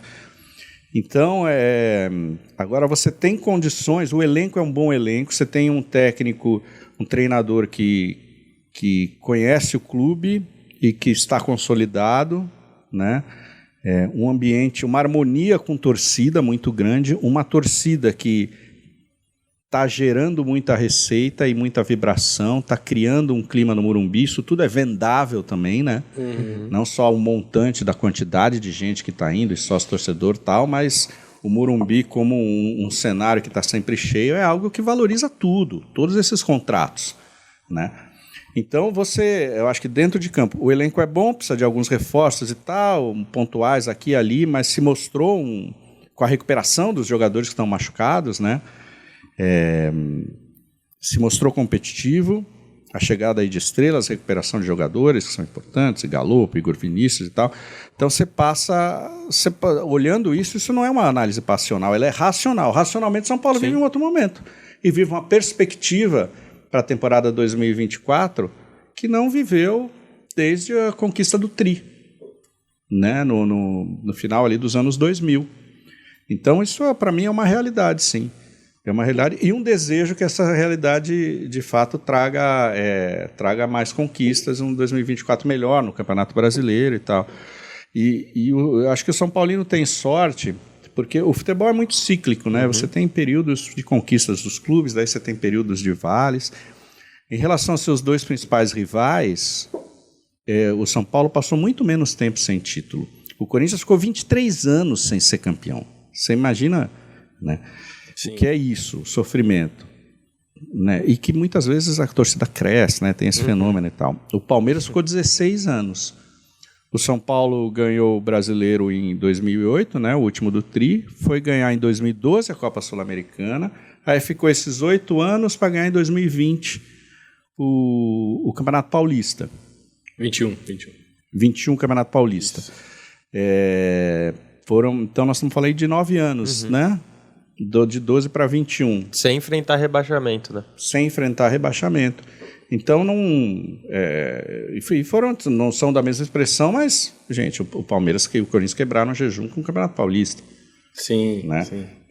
Claro que hoje não tem a mesma importância que tinha naquela época, tal, mas não tem essa. Foi campeão da Sula, foi campeão da coisa. Então, quando você olha, é que quando você está lá dentro, né, principalmente para essa molecada, os adolescentes, isso dói demais. E foi muito bonito ter visto os adolescentes. Meu filho é São Paulino, adolescente, eu sofria, estava sofrendo. Pô, será que nunca vai dar? Né? E quando você está no Vale, os seus rivais também, né? O Corinthians e Palmeiras conquistando, tal, a fase do Corinthians com o Tite, tal, o Palmeiras agora, Abel, nem se fala. Então foi da maneira como veio, eliminando os rivais, isso, né? Daí a torcida ganha, se engrandece de novo. A gente acompanhou, né? Esse ano foi o ano que eu mais fui pro estádio, e a gente acompanhou desde o Campeonato Paulista a torcida já enchendo o estádio, lotando o estádio. Mesmo perdeu pro São Bernardo 1-0 com mais de 50 mil pessoas. No outro jogo no Morumbi já estava cheio de novo. Acho que um dos menores públicos esse ano foi contra o Curitiba, depois de ter ganhado a Copa do Brasil numa chuva, que eu estava lá inclusive, numa chuva torrencial, e ganhamos de 2-1, mas e assim, tinha 26 mil, acho, 27, 28 por aí. E numa chuva enorme não é A gente pouco, tinha a média de campeonato brasileiro, tal, que era 9, 10 mil pessoas, 12 mil pessoas. É incrível, é fantástico o que tem acontecido nos estádios em geral e particularmente no Morumbi. É muito legal isso, que bom. E você acha, até aproveitando um corte do Cássio Gabos Mendes, do Tricolaços, que ele fala que seria fantástico, né, São Paulo viabilizasse mesmo a obra, trouxesse. Você também acha que seria um grande passo? Eu tô achando, eu nunca parei muito para pensar, né, é uma discussão que começou a esquentar agora, né? Quando era nessas épocas de braba aí, de 15 mil e tal, não via sentido, né? O Morumbi até daí vieram as arenas, né? Todas modernosas e tal, mas o Morumbi, as reformas foram boas, o Morumbi tá bonito, é um estádio, não é uma arena, né? Mas mesmo assim o Morumbi conseguiu se manter aí na cena musical, né? Recebendo shows, gerando recursos e tal. Mas agora eu parei para pensar um pouquinho. O Morumbi é um patrimônio arquitetônico também, né? Vila Nova Artigas, um grande arquiteto modernista brasileiro, dos principais aí da história. Tem alguns tombamentos, né? Então você tem que entregar para gente boa que vá fazer essa reforma preservando esse monumento, esse patrimônio cultural da cidade. Mas eu acho que isso é possível fazer. Você tem grandes arquitetos que são discípulos de Artigas, que podem pensar essa reforma do Morumbi, e não só essa questão do público, mas também aproveitar isso para gerar mais possibilidades de uso do estádio.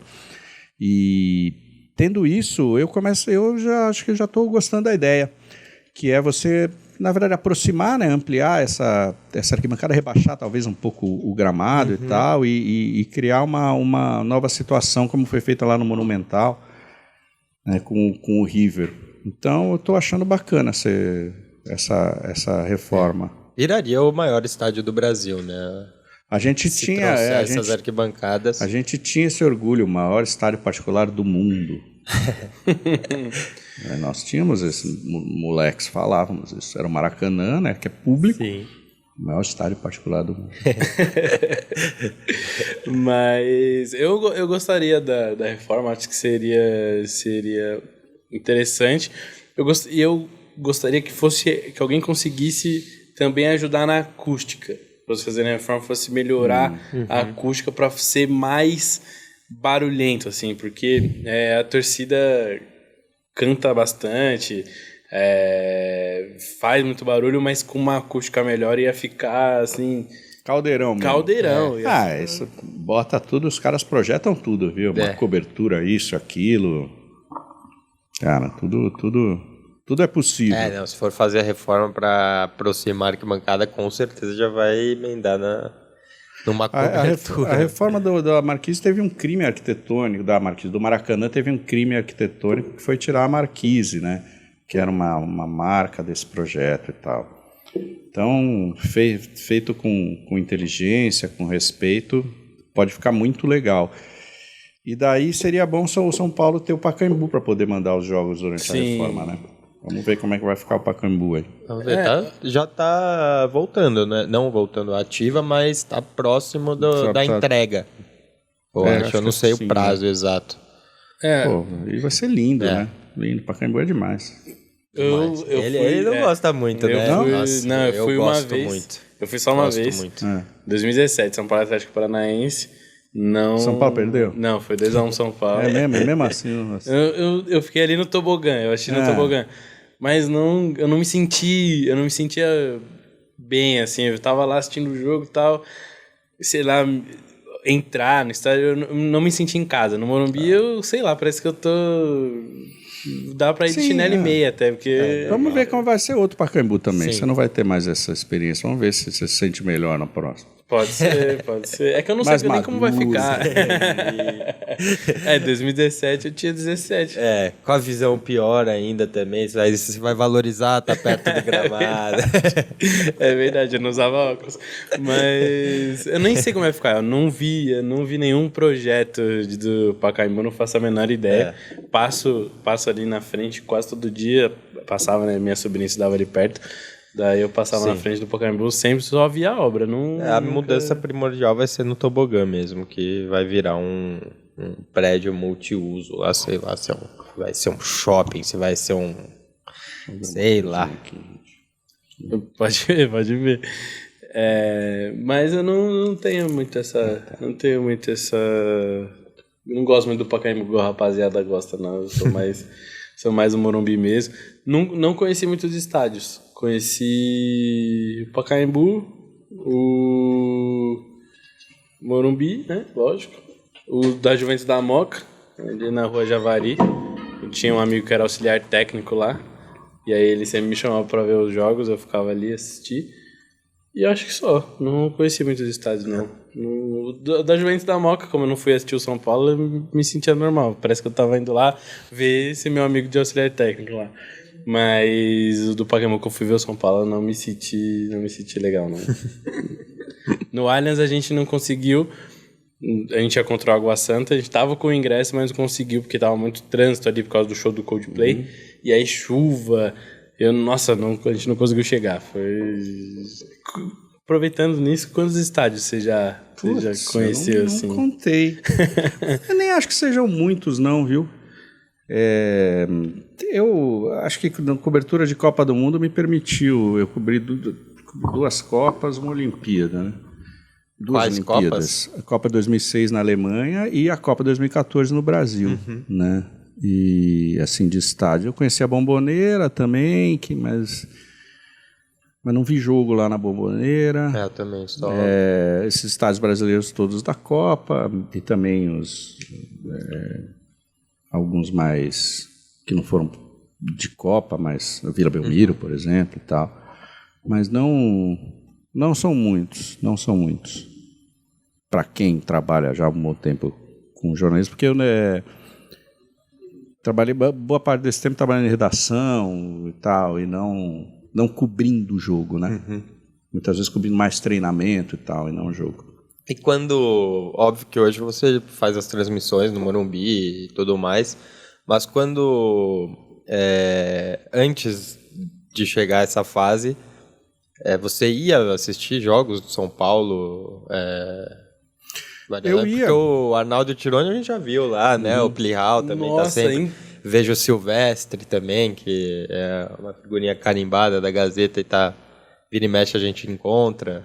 Inclusive, rapidinho antes, ele falou do Arnaldo, do Tironi e do Plihal, contra a LDU, o São Paulo ganhou de 3-0 em 2020, quando foi um jogo antes, né, de parar tudo. Cheguei na arquibancada, tô aqui, aí eu olho pra trás, tá o Arnaldo, o Tironi e o Plihal. Aí, tranquilo, aí pênalti pro São Paulo. Reinaldo bateu do nada, só vejo o Arnaldo assim vindo, eu tinha um blackzão, ele, vamos, Valderrama! me abraçou assim, aí meu brinco entrou na minha orelha. E o Plihal serião, assim, mas ele veio, eu levei um susto. Eu não esperava, eu falei, pô, eles vão comemorar entre eles e tal, velho, nem vou incomodar, né, eles, tá? Aí, na hora que saiu o gol, ele veio pra cima de mim, levei um susto, foi muito bom, velho. Tirou de Valderrama. Tirou de Valderrama. Consigo imaginar a cena. Eu fui muito na infância, adolescência, bastante nos anos 90 também, época do Tele, Raí e tal. Aí depois eu passei menos assistindo, daí veio o pay-per-view, daí um pouco de acomodação também, nasceram os filhos e tal, e fiquei indo pontualmente. Sim. Mas, enfim, lá é minha casa também, né? Como é de todos nós, assim. Mas eu ia fui muito mais. A gente teve o camarote da Placar lá, então daí eu ia ficar no camarote e tal. Mas eu sou de crescer no cimento, né? Antes de ser cadeirinha. Fui mais em cimento do que em cadeira. Quando eram tipo 100 e não sei quantos mil. Cabia o que... Eu não sei como é que não aconteceu uma grande tragédia como essas que teve na Europa e tal, porque a gente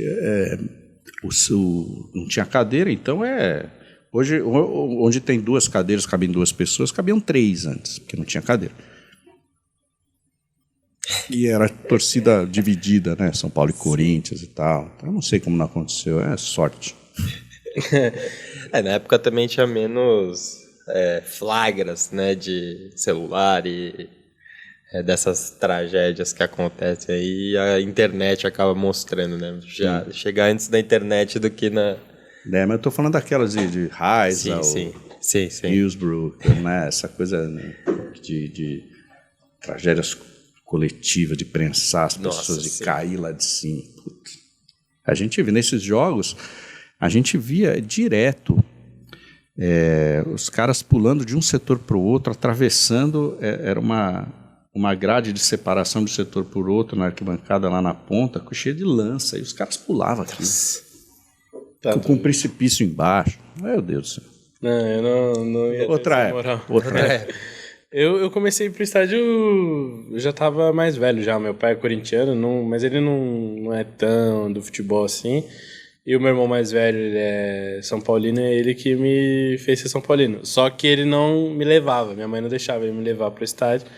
E aí, foi em 2013, com 14 anos, eu fui a primeira vez, São Paulo e Fluminense, Reinaldo fez gol.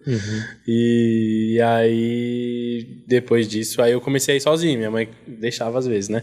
Aí tinha ano que eu ia, 2 vezes, pra mim já era uma festa, aí ano que eu ia 3... Aí esse ano já fui mais de 20 já, e aí bati meu recorde de vezes no Morumbi. Tô feliz, ano que vem eu quero ir em todos. Não quero faltar nenhum. A minha mãe sempre foi muito mais São Paulina que meu pai. Meu pai tá São Paulino, mas também. Mas levava a gente pro estádio, ele ia também, mas ia mais como pai mesmo. E a minha mãe não, minha mãe era sempre... Meu pai faleceu, minha mãe tá vivíssima e segue assistindo todo o jogo, não perde e tal... Comenta, corneta, e 86 anos está totalmente na ativa. E ela assistia, quando tinha assistia o jogo no rádio, né? Ela ouvia, ela ia para dentro do carro com o tricô dela e ela gostava de assistir sozinha no rádio do carro, que daí para ninguém encher o saco. Até hoje. Hoje ela assiste na TV, né? Mas com o tricôzinho de boinha. Sempre. Igual. Sensacional. E antes da gente ir pro fechamento, tem alguma realização que você gostaria de ter ainda na sua carreira? Ou tem algum sonho que você tem para realizar ainda? Ou você já se sente realizado? Eu já me sinto realizado, mas não no sentido de já vivi todas as emoções. Não, eu continuo vivendo e vibrando no Band Esportes hoje. Eu acho que tem tanta coisa legal para a gente fazer, né, na comunicação e para a gente poder acompanhar essas mudanças também, vão surgindo novas oportunidades, novos jeitos, novas linguagens, como essa que a gente está aqui, como é o Tricolaço, como são as transmissões, né? Então, poxa, eu já fiz programas para a TV Globo, para o SBT, TV aberta, audiência brutal, né? E depois nichada, né? Hoje, para um público pequeno, crescendo, mas é a mesma... acho que é a mesma paixão, porque é diferente, né? A gente fazia, muita gente assistia, vai na TV aberta, mas você não sabe quem são. Hoje é aquele grupo que está com a gente, mas é um contato direto e uma relação que vai ficando mais estreita, porque é o compartilhar uma paixão. Então, o público do 3Z hoje... eu começo a saber as pessoas por nome, porque está sempre lá, né? Você começa a criar um carinho, um respeito, né? Uma gratidão e tal. Então, eu estou gostando... Eu acho que eu cobri uma Copa na Alemanha e uma Olimpíada em Londres. Eu não sei o que pode ser muito mais legal do que isso, sabe? Tá, a Olimpíada agora em Paris, legal, tá, mas foi uma Olimpíada em Londres e cobri uma Copa e uma Olimpíada no meu país. Né? Então, poxa, já não sofro mais no Catar, legal, mas também nem estava muito afim, sabe? Super bacana, claro, sempre cobri, mas eu acho difícil que seja mais legal do que esses eventos que eu cobri. Dei a sorte de cobrir nesses países. Acho que cobrir uma Copa na Europa é muito mais legal para mim, né? E aí não tem nenhum demérito, nenhum preconceito, nada, mas para mim, para minha formação, minha visão de mundo na Europa, que, por exemplo, no país do Oriente Médio e tal. Para mim foi muito mais legal. Então, o que eu quero é fazer crescer, é que exista... Meu sonho é que exista perenidade de viabilidade econômica para esses empreendimentos, onde eu estou envolvido, onde vocês estão envolvidos também, que a gente consiga cada vez mais viabilizar e viver, né, e monetizar isso de uma maneira que a gente consiga viver e se dedicar cada vez mais a fazer um produto mais bem acabado para nesses nichos, entendeu?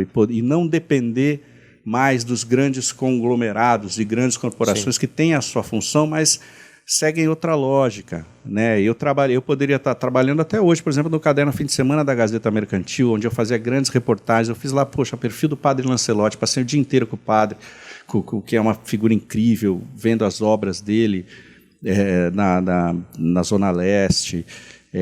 Fiz em época de eleição, eu fiz uma reportagem usando tudo que eu estudei no mercado de comunicação eleitoral, de propaganda eleitoral.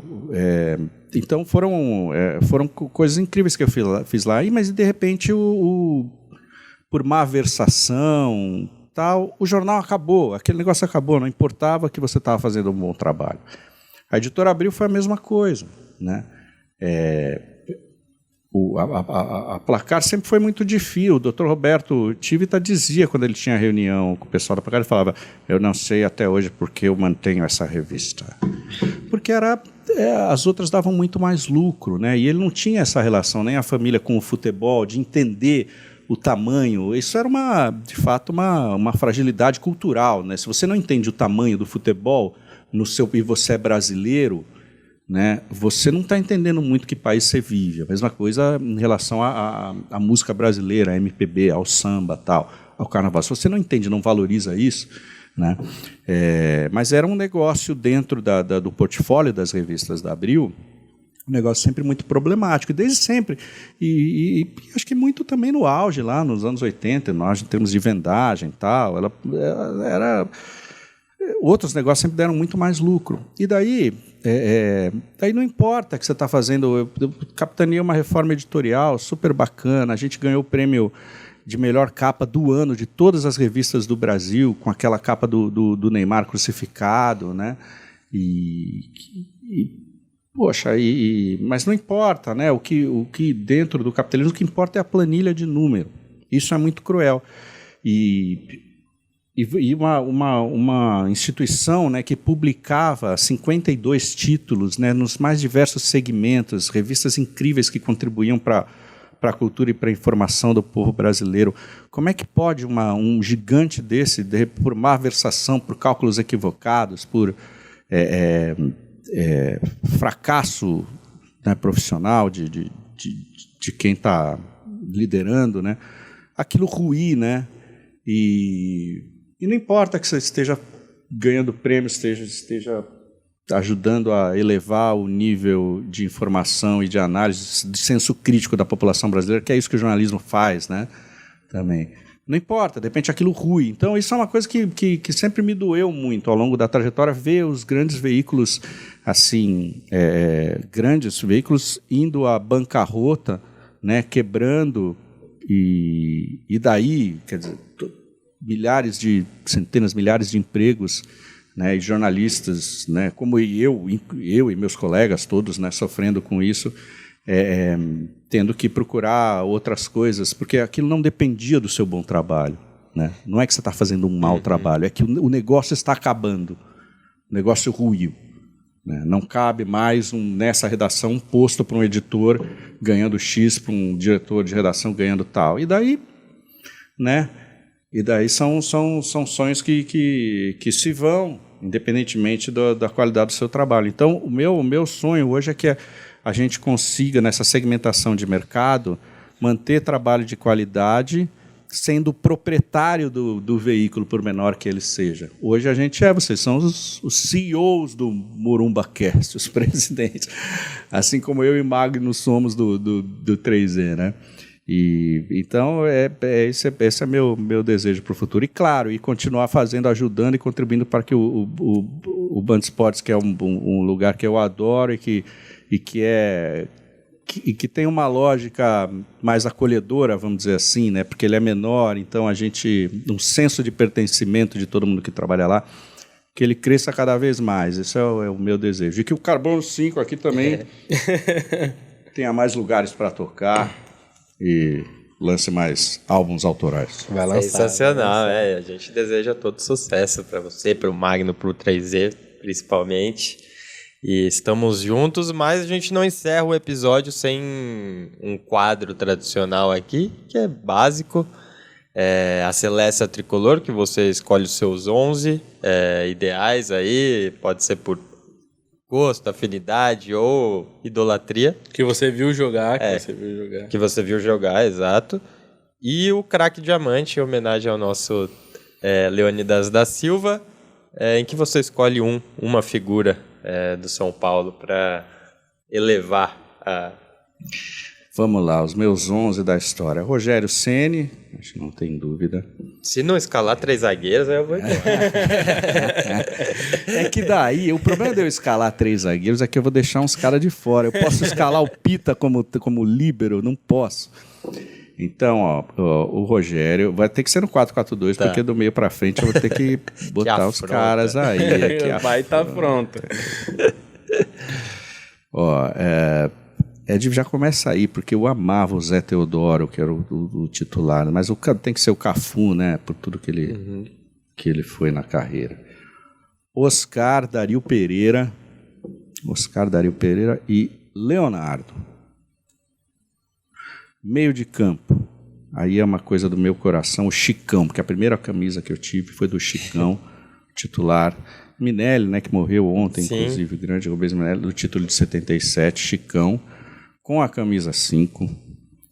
Olha só, já começa a coisa complicada. O Pita, para mim, é o meu camisa 10. E o Raí, também é o meu camisa 10. Eu vou botar o Raí com a 8, porque o Pita ele tem a particularidade de ser canhoto, então eu vou botar o Pita como canhoto. É o Miller, o Careca e o Zé Sérgio. Perfeito. Esse é o meu time. Eu deixei o Serginho Chulapa de fora, olha isso. O maior artilheiro da história. Mas é o Careca também, né? Acho que até o Serginho entende. Titular da 9 da seleção brasileira em 2 Copas do Mundo. Não tem como. Cara, companheiro do Maradona.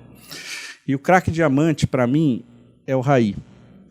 Porque o Raí, ele extrapolou a dimensão do Raí como imagem do São Paulo. Eu costumo... Eu nem sei muito o que significa, mas foi um jeito de eu achar para acomodar os caras. O maior jogador da história de São Paulo, o Rogério. O melhor, o Careca. O mais importante, o Raí. Vocês pensem aí o que quer dizer isso. Porque o Raí, ele, pela postura que ele tem, pelo caráter, né, pelo ídolo que ele foi, pela atenção que ele dava para todos os fãs, para a imprensa, né, pelos valores que ele carregou, ele foi de uma importância e internacionalizou São Paulo, né? Foi o nosso craque do primeiro título mundial. E depois, no que ele se tornaria também mundialmente, indo para a França. Por que a França? Porque a França é especial para ele, do ponto de vista, é o berço do iluminismo. Ele foi lá e ele, no começo, ele ia de metrô para treinar, sabe, no PSG, porque ele queria entender a atmosfera. Quer dizer, é um jeito de olhar a vida muito especial e que me toca muito, sabe? O Raí é dono de cinema aqui em São Paulo, né? E sempre do lado certo nas grandes questões, sabe? Defendendo a democracia, dando a cara para bater, né? Criticando quando a democracia é ameaçada. E depois ter ido ser dirigente, uma pena, foi um momento difícil, mas foi lá. Né, foi lá, deu a cara para bater, não ficou com medo de sentar em cima da glória. Não vou fazer isso porque posso receber críticas e minha vida é intocável. Não, ele foi lá e recebeu suas críticas, daí deu sua contribuição, decidiu se afastar e tal. E enfim, acho que por tudo isso eu vou dar meu craque diamante é o Raí. E é irmão do Sócrates ainda por cima. Ainda por cima. Né? Então, e o Sócrates é irmão dele também, irmão do Raí. Você pode chamar o Sócrates de irmão do Raí. E está aí, realizando a Fundação Gol de Letra, né? Pô, né? Quem dera, quando a gente vê os ídolos hoje em dia, né? A visão de mundo desses caras, né? De Neymar e do Ronaldo Fenômeno também, né? O que foi, desses grandes craques estelares que o Brasil teve, que foram melhores do mundo, né? Ronaldinho, Ronaldo, acho que mesmo o Kaká, talvez eu esperasse até mais do Kaká como alguém que difundisse determinados valores, tal, mas daí é uma questão minha, mas o Kaká é uma grande figura do futebol, mas Rivaldo também, Romário, sabe, eu vejo... a dimensão que eles tiveram, acho que merecia outros valores do que aqueles que foram associados às suas figuras e são até hoje, né? O Raí é outra coisa. O Raí não foi melhor do mundo, mas acho que em muitos sentidos ele transmite valores que são muito caros e eu acho que deveriam ser mais difundidos pelo futebol. Muito bom. Mas antes da gente finalizar, uma pergunta importante. Qual o melhor show que você já foi? Ótima pergunta Pô, também. cara, olha, eu fui em grandes shows. Não dá para não dizer que foi o Paul McCartney, né? Pelo que ele representa. O Paul McCartney, para mim, é um ser humano vivo mais importante que tem. Que está vivo e que tenha sido mais importante para a humanidade, esteja vivo, para mim é o Paul McCartney. Eu não consegui encontrar nenhum outro em nenhuma outra atividade, na política, na sustentabilidade, nos esportes, que esteve é o Paul McCartney. Eu pude ver o Paul McCartney no Morumbi, né? Baita combo. Então, agora eu vi recentemente um show que foi um dos melhores da minha vida, né? Que foi o do Bruno Mars. Olha. Que é, pra mim, o maior artista pop hoje que a gente tem. Atual, né? Tá um talento nato e muito carisma e tal. E foi muito legal ter ido. Então, um cara aí da velha guarda e um cara já não tão novo, né? O Bruno Mars já tá aí, mas que artista incrível. Entre, né? Tô falando de grande show, entre todos os que eu já vi da música brasileira e que me emocionei, né? Já ter visto o João Bosco, ele voz e violão, na distância que a gente tá tocando, pô, Djavan, todos esses que são meus mestres, né? Mas eu vou colocar esses 2 shows ali, um da velha guarda e o outro mais recente. E nada de Aerosmith, né? Só eu que gosto. Não, eu gosto demais. Pô, cara, Steven Tyler é um cara que com essa idade é o que eu acho talvez o roqueiro que mais preservou a voz. Sim. Cara, arrebenta. Os outros todos já perderam, né? O Axl Rose, o John Bon Jovi, os caras não conseguem mais cantar. Steven Tyler, pelo amor de Deus, que gênio. Não, ele é. Aproveitando, então, valeu, rapaziada, que assistiu até aqui. Onde a gente te encontra? Fala aí pra rapaziada onde te encontra. Onde encontra Carbono 5? Carbono 5 é no YouTube, Banda Carbono 5. No Instagram, como é o do Carbono? Acho que tem um underline aqui, eu nunca sei de cabeça. Vou procurar aqui. O Instagram é @MauricioBarros7. Por que 7? Porque sempre foi a minha camisa de futebol. Você era atacante, então. Atacante. Nós somos o único time campeão de futebol de salão da PUC do jornalismo. É mesmo? Nós, eu, Arnaldo, Tirone, o Vico também, Ásia, mais uns gatos pingados lá. O Arnaldo, um jogador bastante viril. É mesmo? E fazia o trabalho sujo, entregava a bola e eu botava pra dentro do gol. Sensacional. Entendeu? Ficava reclamando pra eu marcar. Eu falei, marca você, pô. Tô aqui vamos dividir as tarefas. Carbono _5. A Banda Carbono 5 no YouTube também. Você tem o nosso canal, que toda semana tem vídeo, tem os nossos clipes. E no Spotify, o álbum Pedra sobre Pedra, com 10 canções autorais do Carbono, pop rock de qualidade. Eu garanto pra você. Vai lá que vocês vão curtir. Quem gosta de rock and roll vai gostar. Depois vocês me contam pra gente as suas músicas preferidas. E dia 22 de dezembro nós vamos tocar, todos convidados, no Samples Pub, que fica na Fradique Coutinho. Sabe aquela semana que tá todo mundo de saco cheio, que a cidade tá em um inferno, tanto aquele trânsito desgraçado, e todo arrumando o Natal, esquece presente, pega a fila, tal. A sexta-feira, dia 22, é pra parar e dar aquela descansada e curtir um rock and roll. Vai estar todo mundo lá, todos São Paulinos. Luca Bop, Arnaldo Ribeiro, Tirone, sei lá, todo mundo. Vocês, todo mundo. Eu topo, eu animo. Bora. E é isso, então também se inscreva no canal 3Z. Isso, canal 3 Zagueiro, nem tinha falado disso ainda. Eu e Magno Nunes esperamos você. YouTube, canal 3Z, 3 Zagueiros. E o Tricolaços também, para quem não conhece, Maurício. Tricolaços, parceria com o canal Arnaldo Tirone, 3Z e a Experiência, toda terça-feira.